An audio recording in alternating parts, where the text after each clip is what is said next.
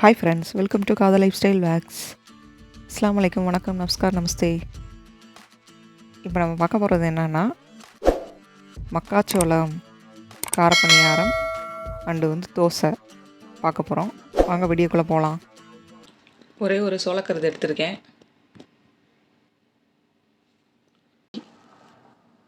இந்த கிளாஸுக்கு 2 கிளாஸ் புழுங்கல் அரிசி, கிளாஸ் உளுந்து எடுத்திருக்கேன், கொஞ்சோண்டு வெந்தயம்,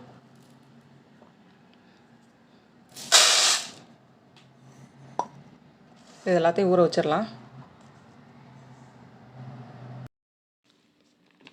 இப்படி ஒரு சைடு மட்டும் எடுத்துட்டிங்கன்னா இது ஈஸியாக நம்ம உரிச்சிடலாம் டக்கு டக்குன்னு.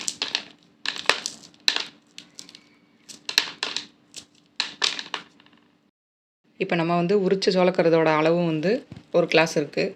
மொத்தம் 2 கிளாஸ் அரிசி, 1 கிளாஸ் சோளக்கருது, 3/4 கிளாஸ் உளுந்து, கொஞ்சோண்டு வெந்தயம், 1/4 டீஸ்பூன். இப்போ நம்ம ஊற வச்சிட்டோம். மக்காச்சோளம், உளுந்து, அரிசி. மக்காச்சோளம் எப்படியும் ஒரு 8 மணி நேரம் ஊறணும்.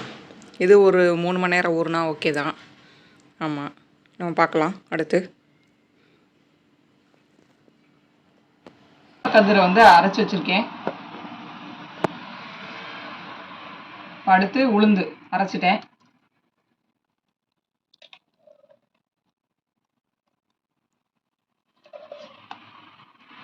அடுத்து அரிசி அரைச்சி கொண்டுக்கலாம். இப்போ அரிசி அரைச்சிட்டோம். இப்போ இதே இதில் மிக்ஸ் பண்ணிக்கலாம்.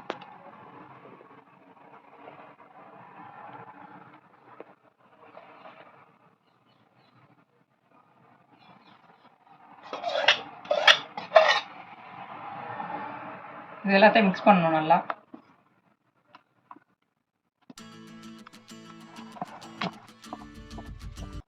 காரப்பணியாரம் செய்யலாம், செஞ்சுக்கலாம். இதில் தோசை ஊற்றிக்கலாம். போட்டிருக்கேன். இப்போ கலந்து வச்சிடலாம்.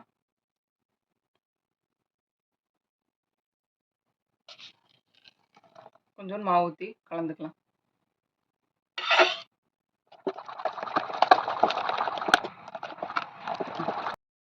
மாவு நல்லா புளிச்சிருக்கு.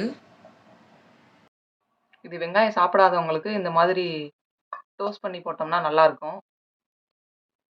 அந்த வாடகை தெரியாது நம்மளுக்கு. இப்போ லைட்டாக எண்ணெயில் லைட்டாக டோஸ்ட் பண்ணியிருக்கேன் வெங்காயத்தை. இதை போட்டுக்கலாம்.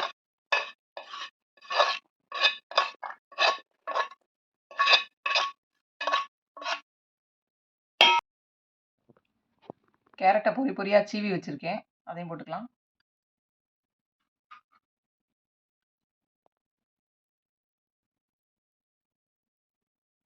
பச்சை மிளகா சின்ன சின்னதாக நறுக்கி வச்சுருக்கேன், இப்போ போட்டுக்கலாம்.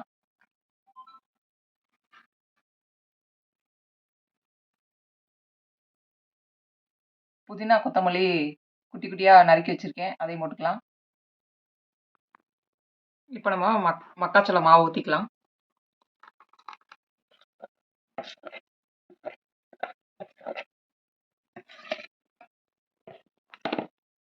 உப்பு போட்டுக்கலாம் தேவையான அளவு.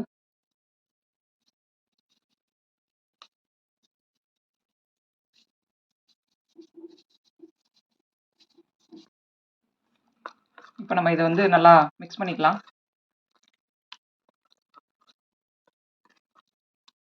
உங்களுக்கு வீடியோவில் நைட் எடுக்கிறனால அது லைட்டிங் போட்டு எடுக்கிறனால உங்களுக்கு வெள்ளையாக தெரியும்.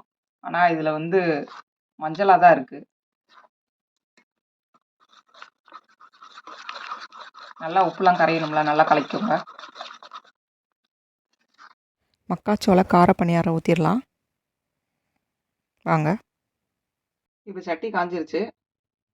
நம்ம நெய் ஊற்றிக்கலாம்.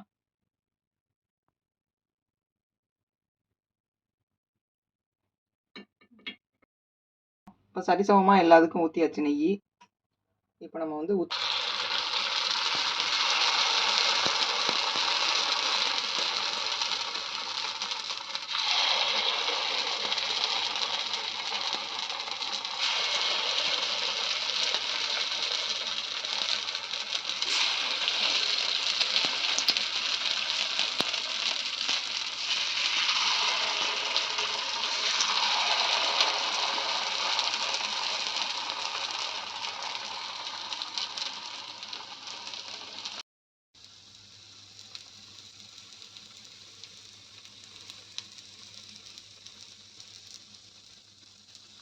இப்போ நம்ம திருப்பிக்கலாம்.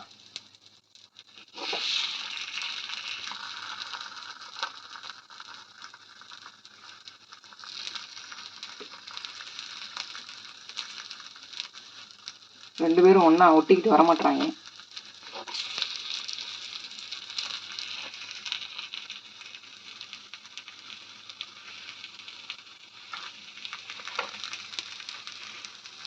இவன் ஒட்டிக்கிட்டான்.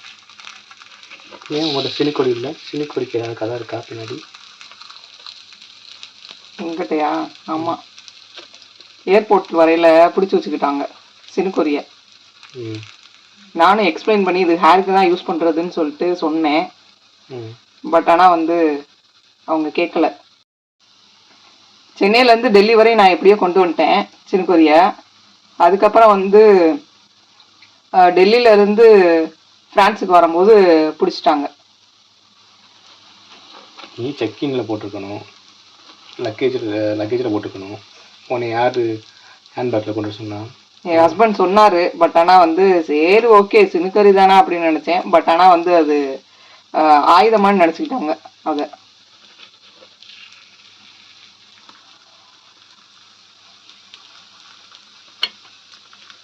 அதனால நம்மளுக்கு கிடைச்சது இந்த குச்சி தான். இந்த குச்சியாவது கிடைச்சிருக்கேன், அது போதும். இருக்கிற வச்சு நம்ம வந்து வாழ்ந்துக்கலாம். இப்போ வெந்துருச்சு, எடுத்துடலாம். பணியாரம் அழகா குண்டு குண்டா இருக்கு.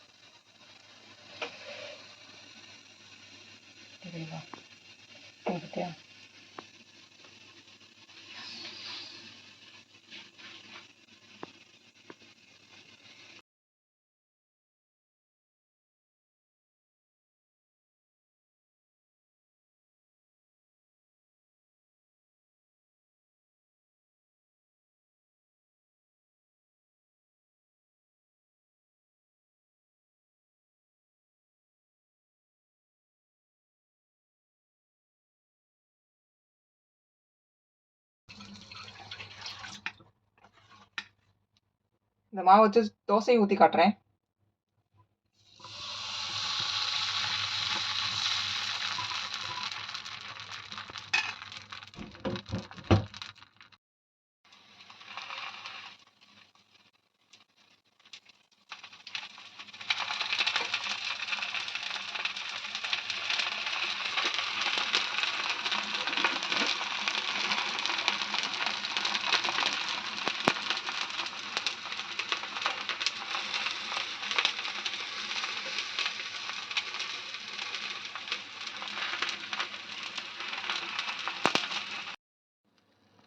எண்ணெய் ஊற்றிக்கலாம்.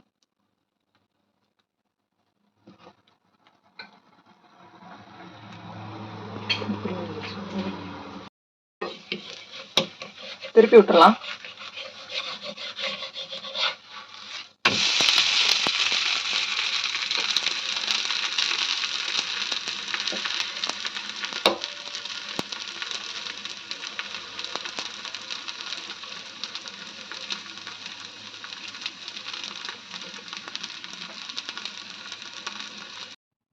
நீங்களும் உங்கள் வீட்டில் இந்த மாதிரி செஞ்சு பார்த்துட்டு எப்படி இருந்துச்சுன்னு வந்து கீழே வந்து கமெண்ட்டில் சொல்லுங்கள்.